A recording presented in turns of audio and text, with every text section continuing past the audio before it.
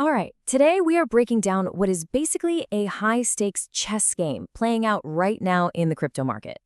It's a pretty wild story of strategy, fear, and a truly massive amount of money being moved around. So let's just jump right in with a number that is, honestly, pretty shocking. $19 billion. That's how much in leveraged positions got completely vaporized in just 24 hours back in October. It was the single biggest liquidation event in the history of crypto. And this wasn't some abstract loss hitting a few big funds. No, this number, 1.6 million, that's how many individual traders got liquidated. Think about that. Over 1.5 million people had their positions just gone in the blink of an eye. So you have to ask the question, right? Was this just the market being the market? Chaotic, unpredictable, driven by some bad headlines? Or was this something else? Was it a perfectly timed, calculated strike carried out by the biggest players in the game? To really get what happened, we've got to look past all the noise and the panicked headlines.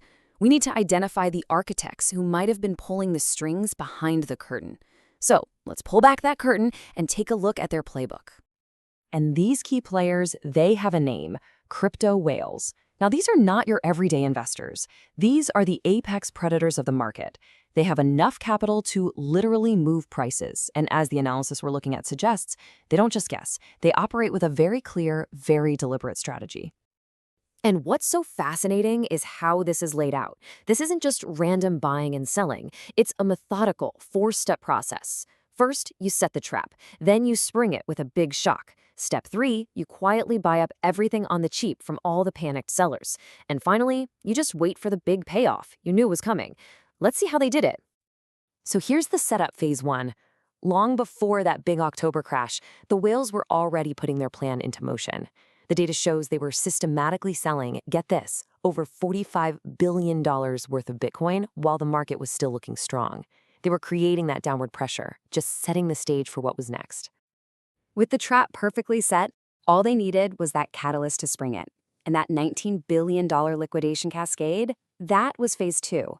That was the shock designed to create absolute panic. And right in the middle of all that chaos, we see phase 3 kick in, the quiet accumulation, with the proof just hiding there in the data. You know, this quote really says it all. While the entire market was gripped by fear and smaller investors were understandably selling, these huge players did the exact opposite. They weren't selling, they were buying.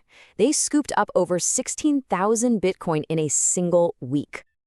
And it got even more precise than that.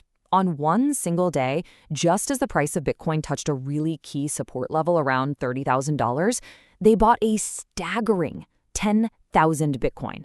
That's a $300 million shopping spree in just 24 hours. And this chart just paints the picture perfectly, doesn't it? I mean, look at that gap. On one side, you have the retail investors buying a little bit very cautiously. And on the other, you have this colossal wall of money coming in from the whales. It's like two different realities happening in the very same market. And the main takeaway here is that this isn't just one or two big players making a bet. The on-chain data shows this is a coordinated accumulation across the biggest wallets out there. Addresses holding between 10,000 and 100,000 Bitcoin have collectively added over 300,000 coins. They are seriously loading up. Okay, so we can see them accumulating. The data is pretty clear. But why? Why are they so confident buying this aggressively right now? Well, the answer seems to be that they've seen this movie before. The blueprint is right there in history. Let's rewind the clock to 2019. Back then, a long government shutdown finally ended in January. For a couple of months, the market just went sideways, consolidated. But then, come April, the breakout started, and it led to an absolutely explosive rally that peaked in June. How explosive are we talking?